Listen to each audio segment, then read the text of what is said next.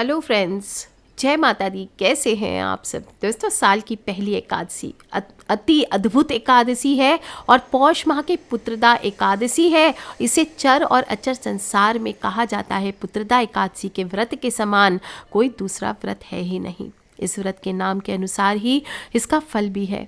जिन व्यक्तियों को संतान होने में बाधाएं आती है, जिन्हें पुत्र प्राप्ति की कामना हो, उन्हें पुत्रदा एकादशी का व्रत अवश्य करना चाहिए। बहुत ही शुभ फलदायक है और कहा जाता है अद्भुत संयोग में आई है ये एकादशी। गुरुवारी एकादशी है, अतः और भी अद्भुत होने वाली है।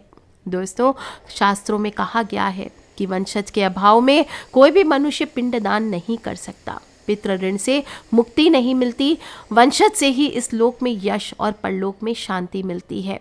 और इसके बारे में जब भगवान श्री कृष्ण से युधिष्ठिर पूछते हैं कि हे महात्मन, बताइए पौष पुत्रदा एकादशी के बारे में सारा वृत्तांत मुझे बताएं, पुत्रदा एकादशी के व्रत की कथा बताएं, ताकि हम भी जान सके कि इसका महात्म्य क्या है, इसको करने से कौन से पुण्य फलों की प्राप्ति होती है।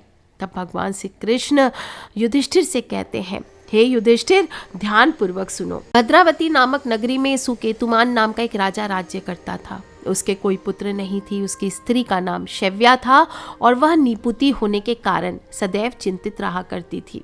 राजा के पितर भी रो रो कर पिंड लिया करते थे और सोचा करते थे कि इसके बाद हमको कौन पिंडदान करेगा। राजा को भाई, बांधव, धन, हाथी, घोड़े, राज्य, मंत्री, इन सब में से किसी से भी संतोष नहीं होता था।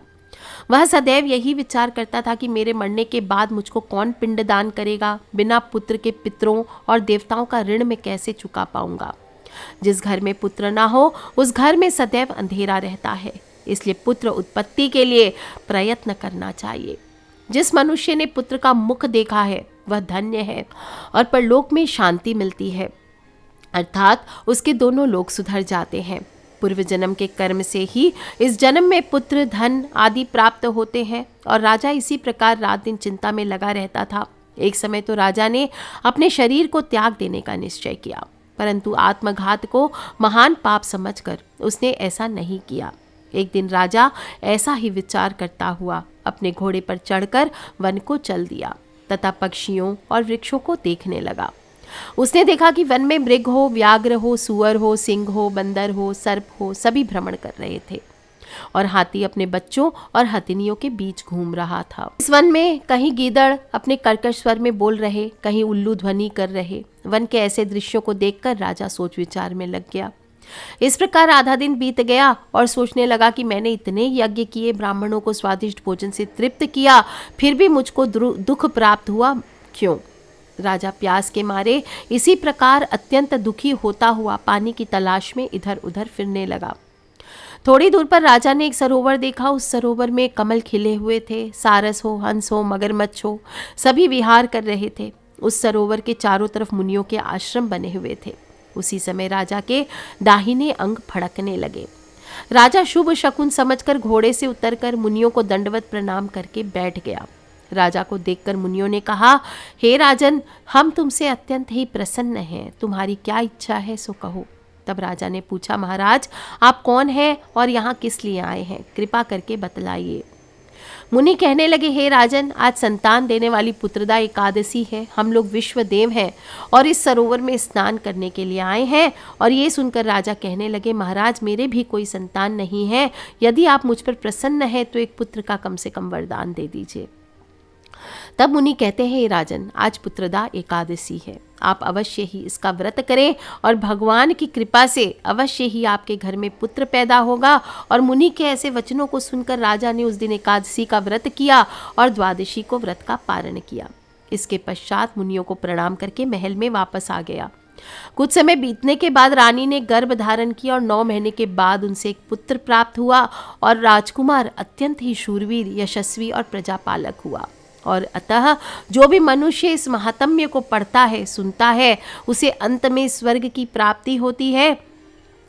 श्री कृष्ण भगवान कहते हैं, हे राजन, पुत्र की प्राप्ति के लिए पुत्रदा एकादशी का व्रत सभी को अवश्य करना चाहिए। इस एकादशी के विधिवत पूजन और व्रत और उपाय से संतान विद्वान बनती है और घर में लक्ष्मी का वास होता है। संतान संबंधित जितने कष्ट होते हैं वो दूर हो जाते हैं और पुत्रदा एकादशी पर विशेष रूप से बाल गोपाल की और गुरु ग्रह के लिए विशेष पूजा पाठ करनी चाहिए। तो बोलिए श्री कृष्ण भगवान की जय, विष्णु भगवान की जय।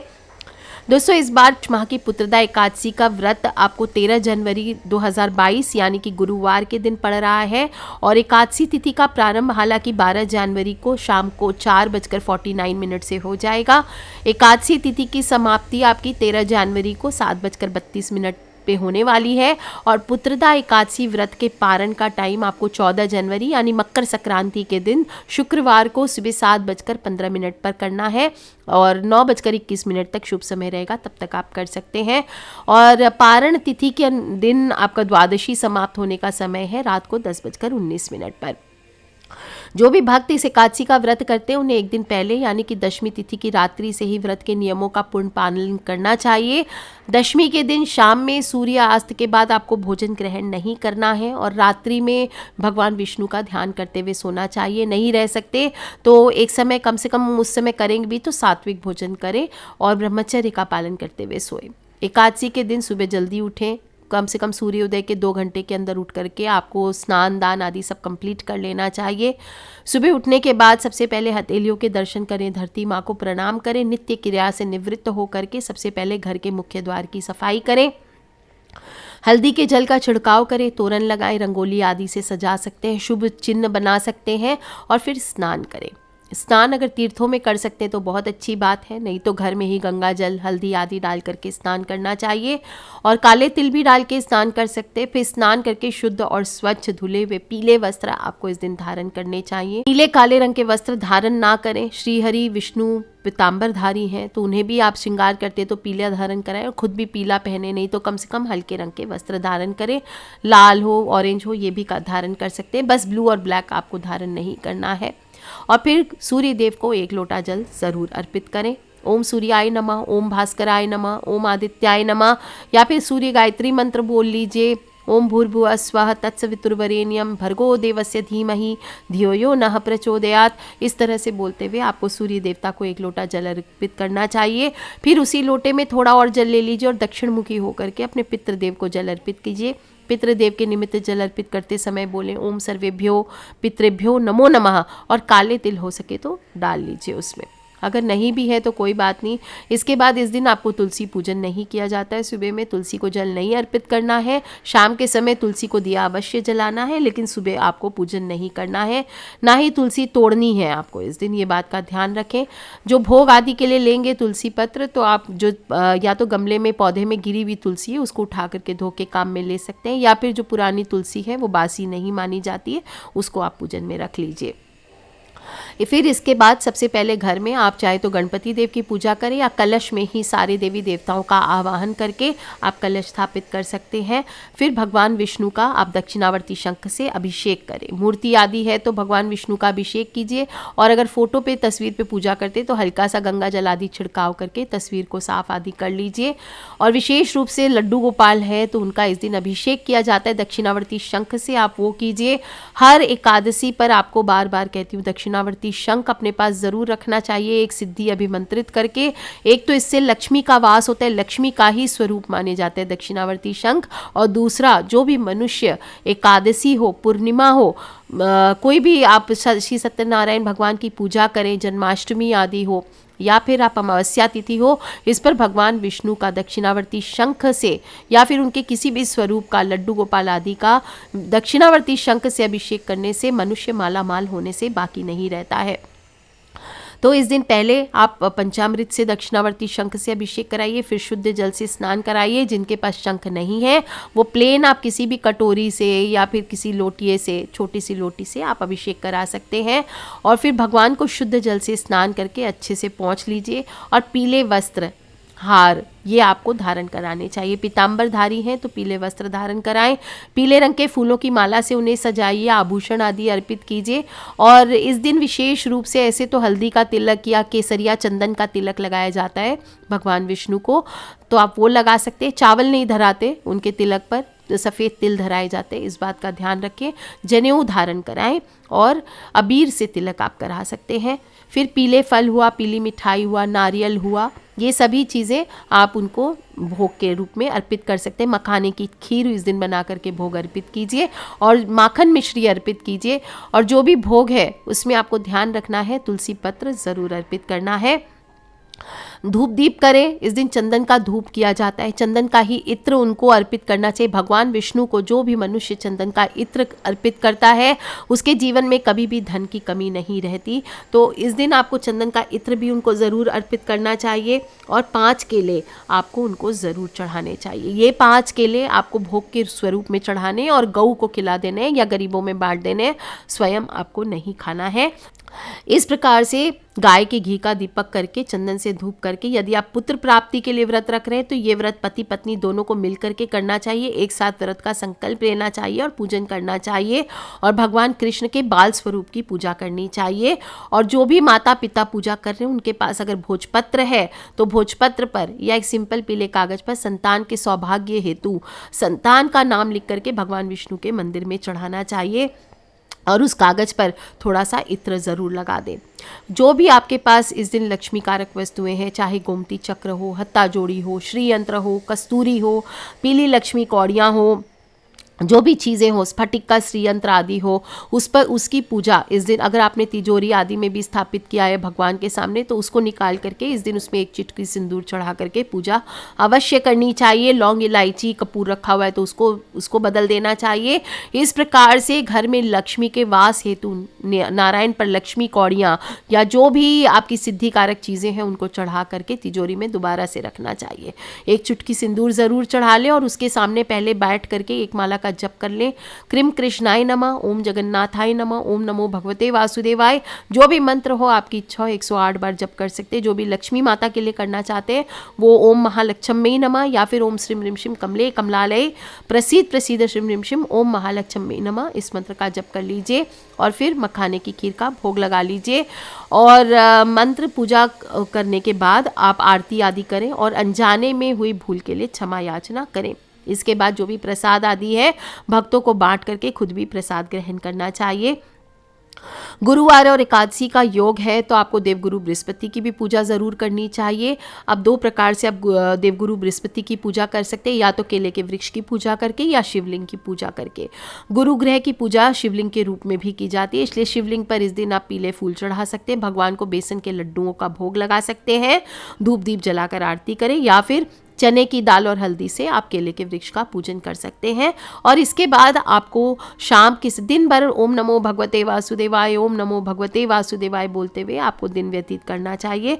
ध्यान रखें, जो लोग भी व्रत कर रहे हैं वो तो ठीक है, जो लोग व्रत नहीं भी कर रहे हैं उन्हें कम से कम इस दिन सात्विक भोजन करना चाहिए। प्याज, लहसुन, मांस, मदिरा आदि का सेवन ना करें, चावल का, जौ का सेवन ना करें, नमक हो सके तो नमक का सेवन ना करें, सेंधा नमक आप यूज़ कीजिए और फलाहार कीजिए, कुट्टू का आटे की पूरियाँ आदि खाइए, ये सब बनाइए, साबूदाने के बड़े आदि। और इसके अलावा आप चाहे तो सात्विक भोजन कर सकते हैं। जो भी व्रत का धारी हैं जूस वगैरह पी सकते हैं, लेकिन डब्बा बंद जूस जो होते हैं उसका सेवन नहीं करना चाहिए आपको। और दिन भर इस प्रकार से भजन कीर्तन करते हुए शाम को आपको तुलसी की पूजा अवश्य करनी चाहिए।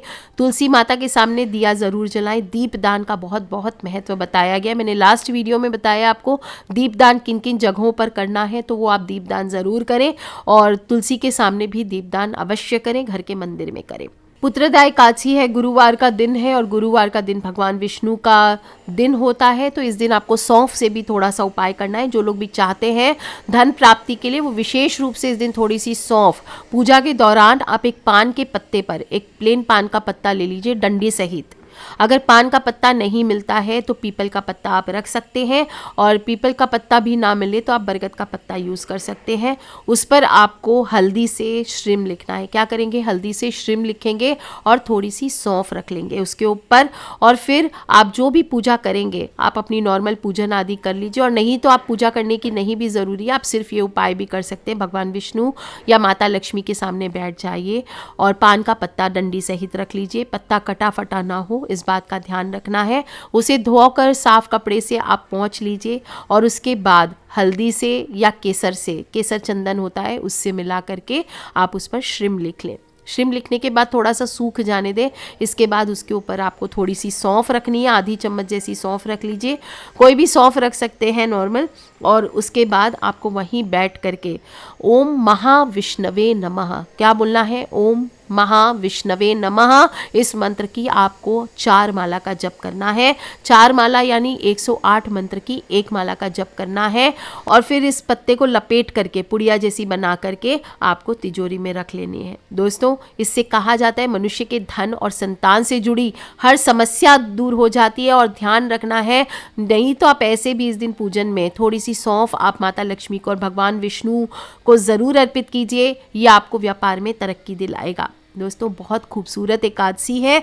इस दिन विशेष रूप से भगवान विष्णु के सामने या माता लक्ष्मी के सामने 9 बाती का दिया जला करके सरसों के तेल का दीपक जलाना है, आपको इस बात का ध्यान रखना है, या तिल के तेल का दीपक जलाएं और थोड़ी सी सौंफ अर्पित करके भगवान को प्रार्थना करें। आपकी जो भी मनोकामना है उसके लिए प्रार्थना करें।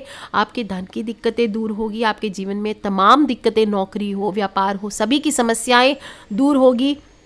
और ध्यान रखें, अगर हो सके इस प्रकार से मनोकामना के लिए आप अर्पित कीजिए। और अगर पीपल के पेड़ की इस दिन आप पूजा कर सकते तो वो कीजिए। और पीपल के पेड़ की पूजन में भी थोड़ी सी सौंफ अपनी मनोकामना बोलते हुए ज़रूर अर्पित करें।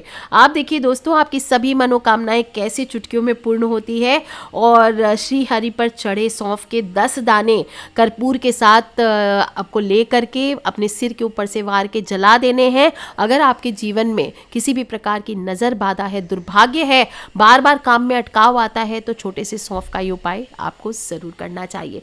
अगले दिन सुबह आपको व्रत का पारण, जो लोग भी व्रतधारी है वो लोग अगले दिन सुबह, आपको मैंने व्रत के पारण का समय बताया है, उस दौरान शुभ मुहूर्त में आपको व्रत का पारण ज़रूर करना चाहिए। और इसके बाद ही आपको भोजन आदि करना चाहिए। साथ ही साथ इस दिन आपको रात्रि जागरण करते हुए रात्रि बितानी चाहिए। ध्यान रखें, पूरे दिन किसी की चुगली, बुराई आदि ना करें, गॉसिप ना करें। दिन भर आप ओम नमो भगवते वासुदेवाय आदि का जप करते हुए समय को व्यतीत कराएं। और ध्यान रखें दोस्तों, इस दिन शेविंग हुआ, हेयर कट हुआ, नाखून काटना हुआ, ये सब चीज़ें भी आपको नहीं करना चाहिए। और ब्रह्मचर्य का पालन करते हुए इस एकादशी का व्रत का पालन करें। अपने फ्रेंड्स, फैमिली, मम्मी पापा, भाई बहन, बच्चे, सभी लोगों से आप कुछ करें ना करें, व्रत की कथा मैंने आपको सुनाई है, आप उन सभी को सुनाइए ताकि आपको व्रत के पूर्ण फलों की प्राप्ति हो सके, मोक्ष की प्राप्ति हो सके। आज के लिए इतना ही दोस्तों। खिलखिलाते रहे, मुस्कुराते रहे, सब्सक्राइब करके रखें ताकि आने वाले वीडियो से आप और मैं ज़रूर कनेक्टेड रहें। Love you all friends, take care. जय माता दी, बम बम भोलेनाथ की जय, विष्णु भगवान की जय, लक्ष्मी मैया की।